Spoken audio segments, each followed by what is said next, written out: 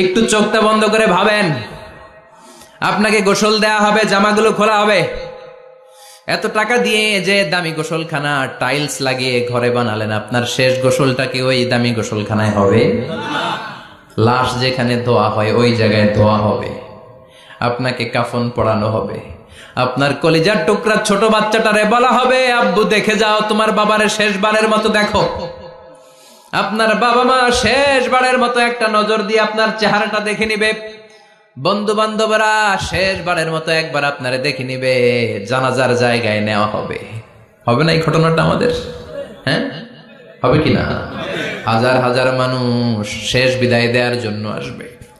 4টা তাকবীর দিয়ে ইমাম নামাজ শুরু করবে। আল্লাহু আকবার, আল্লাহু আকবার, আল্লাহু আকবার, আল্লাহু আকবার বলে নামাজ শুরু করবে। নামাজ শেষ, এবার পালকিতে করে কবরে যাওয়ার পালা। যেতেই হবে।